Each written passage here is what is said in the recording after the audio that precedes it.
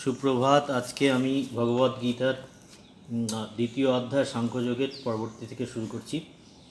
দেহি নো হম্মিন যথা দেহে কামাং যৌবন জরা তথা দেহান্তর প্রাপ্তিধরস্তত ন মুচ্যতি। এর মানে হলো, যেমন দেহির এই দেহে কুমার যৌবন ও জরাক্রমে উপস্থিত হয়, তাহাতে দেহির কোনো পরিবর্তন হয় না। সেইরূপ দেহান্তর প্রাপ্তিতে দেহি অবিকৃত থাকে। মৃত্যু দৈহিক বিকার মাত্র। এই জন্য দেহান্তর প্রাপ্তি বিষয়ে জ্ঞানীগণ মোহগ্রস্ত হন না।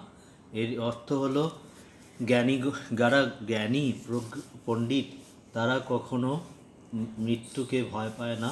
কারণ মৃত্যু মানে হচ্ছে শরীর ত্যাগ। আত্মা অবিনশ্বর। আত্মা এক শরীর থেকে আরেক শরীরে ট্রান্সফার হয়। আমাদের মৃত্যু মানে অনলি আমাদের দেহটা ডিস্ট্রয় হচ্ছে, আত্মা না। আত্মা অপরিবর্তিত, আত্মা ট্রান্সফার হয়ে যাচ্ছে অন্য। মাত্রা স্পর্শতু কন্তেয় শীতোষ্ণ দুঃখদায় আগমাপা ইনো নিস্তন্ত স্থিতি করত ভারত। এর অর্থ হলো, হে কুন্তীয়, ইন্দ্রিয়ের সহিত বিষয়ের সংযোগ হেতু শীত ও উষ্ণ, দুঃখ ও সুখ ও দুঃখাদি দ্বন্দ্ব অনুভূত হয়, কিন্তু এই সকল দ্বন্দ্ব উৎপত্তি বিনাশশীল, অতএব অনিত্য। হে ভারত, হর্ষ ও বিষাদ শূন্য হইয়া অপ্রতিকার পূর্বক এই সকল সহ্য করো। এটা সহজ, আপনারা নিশ্চয়ই বুঝতে পারছেন। পরবর্তী করছি। যং হি ন ব্যথয়ন্তে পুরুষং পুরুষর্ভব সম দুঃখ সুখং ধীরং সোহমৃতয়াং কল্পতে। এর অর্থ হচ্ছে,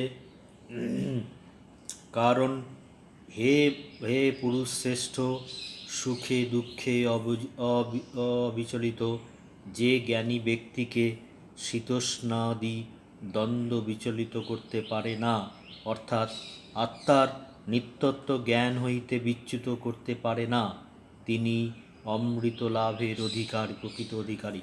যারা যেই সমস্ত ভক্তরা, যেই সমস্ত মানুষ যে কোনো জীবনের যে কোনো পরিস্থিতিতে বিচলিত হয় না, তারাই হচ্ছে সমস্ত আপ অ্যান্ড ডাউন, উপর নিচ জীবনের ওঠা পড়ায় যারা নিশ্চল থাকে, তাদের বুদ্ধি স্থির থাকে, তারাই হচ্ছে প্রকৃত মানুষ, তারাই এটা বলা হয়েছে। নাশোত বিদ্যতে ভাব নাভাব বিদ্যতে শত উভয়রম্পি দৃষ্ট হন্তু স্ত নস্ততি দর্শনেভি। কারণ হে পুরুষ শ্রেষ্ঠ, সুখে দুঃখে অবিচলিত থাকে, এটা তো বললাম। প্রত্যক্ষাদি প্রমাণের গোচর হইলেও শীতোষ্ণাদি উৎপত্তি বিনাশশীল বলিয়া অসৎ। ইহাদের পারমার্থিক অস্তিত্ব নাই। প্রত্যক্ষাদি প্রমাণের গোচর হইলেও শীতোষ্ণাদি উৎপত্তি বিনাশশীল বলিয়া অসৎ। ইহাদের পারমার্থিক অস্তিত্ব নাই, কিন্তু আত্মার পারমার্থিক সত্তা আছে। এটা আমি পরে আপনাদের জিসটা বলবো, যেটা পড়ার পরের শ্লোক। অবিনাশী তু তদ্দিতি যেন সর্বমিদং ততম বিনাশত্ববয়ম ন কশ্চিৎ কর্তুমহতি। এর অর্থ হলো, যিনি এই শ্লোকে ভগবান সদ্বস্তুর আত্মা বা ব্রহ্মের স্বরূপ বর্ণনা করিতেছেন, আত্মা বা ব্রহ্মের স্বরূপ বর্ণনা করছেন, তিনি এই সমগ্র জগৎ পরিব্যাপ্ত করিয়া আছেন, তাহাকেই অবিনাশী আত্মা বলিয়া জানিবে। কেহই এই অব্যয় আত্মার বিনাশ করিতে সমর্থ না। আত্মার বিনাশ নাই, শুধু শরীরটা চলে যায়, শরীরটা বিনাশ হয়। শরীরের ভেতরে, আমাদের দেহের শরীরে যে আত্মা আছে, আত্মার কোনো বিনাশ নাই। ভগবান শ্রীকৃষ্ণ এটাই বোঝাতে চেয়েছেন। এই শ্লোকে ভগবান অসৎ বস্তুর স্বভাব বর্ণনা করিতেছেন। সৎ ইহার কোনো বিনাশ হয় না, কারণ আত্মার সত্তা ত্রিলোকবর্তিত, অর্থাৎ অতীত, বর্তমান ও ভবিষ্যৎ, এই তিন কালে অবাহিত, অবিনষ্ট। অসৎ অনাত্মা, আত্মা ব্যতীত অন্য সব কিছুই অসতই, অর্থাৎ কখনো সৎ হয় না, কারণ তাহাদের কোনো স্বতন্ত্র অস্তিত্ব নাই। ব্রহ্মবস্তুই একমাত্র সৎ। ইহা অবিদ্যার দৃষ্টিতে উৎপত্তি বিনাশাদি ধর্ম বিশিষ্টরূপে বিকল্পিত হয়, অর্থাৎ জগতে বিবর্তিত হন। অন্তবর্তম ইমে দেহা নিত্য শ্লোকাত্মা শরীরং অনাসীন হস্ত প্রমেত্য তস্মাদ যুদুদ্ভবভারত য এনত বেত্তি হনান্তারো জৈন মন্ততে হুতম।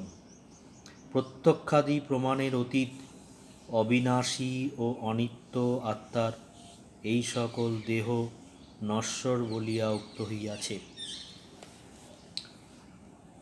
অতএব হে অর্জুন, তোমার এই জড়দেহ কালে বিনষ্ট হইবে, কিন্তু তুমি আত্মারূপে অবিনাশী। অতএব যুদ্ধ করিয়া স্বধর্ম পালন করো। ভগবান শ্রীকৃষ্ণ অর্জুনকে বারবার অনেক রকমের এক্সাম্পল, উপমা দিয়ে বোঝানোর চেষ্টা করছেন আমাদের জীবনটা কি, আমাদের শরীর কি। যুদ্ধ করতে করতে আমাদের দেহটা চলে যেতে পারে, কিন্তু তোমার যে ভালো কাজ, আত্মার বিনাশ নেই। তোমার কর্ম যেরকম হবে সেরকম আত্মাও ওরমভাবে পরিশুদ্ধ হয়। আত্মাটাও যখন এটা ট্রান্সফার হয়, এক শরীর থেকে আরেক শরীরে আত্মা যখন ট্রান্সফার হয়, সেটা যদি শুদ্ধ আত্মা কাদের বলে, যাদের কর্ম শুদ্ধ, তাদের হচ্ছে চিত্তশুদ্ধ, কর্মশুদ্ধ, তাদের আত্মাটাও একটার থেকে আরেকটা যখন ট্রান্সফার হয়, আরও উচ্চতর মনুষ্য জন্ম হবে তোমার। নং ব্যক্তি হন্তারং যস্যৈনং মন্ততে হুতম উভতৈন বিজ্ঞান নায়ং হন্তি চ হন্ততে।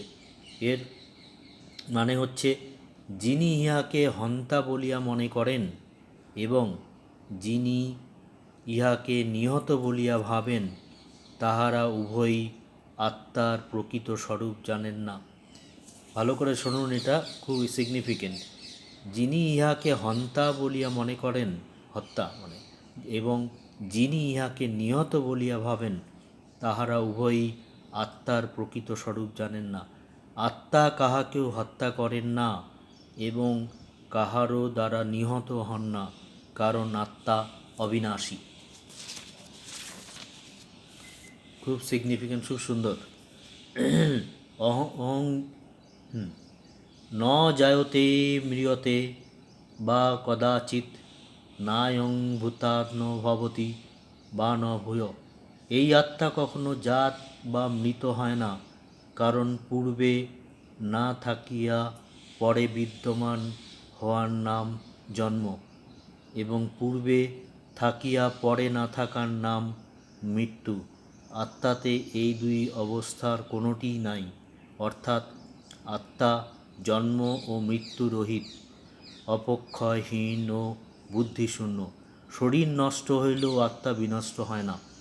পুরো এপিসোডে আপনার ভগবান শ্রীকৃষ্ণ একটা কথাই বারবার আমাদের অর্জুনকে বারবার বলার চেষ্টা করেছেন, যে আত্মা অবিনাশী। আবার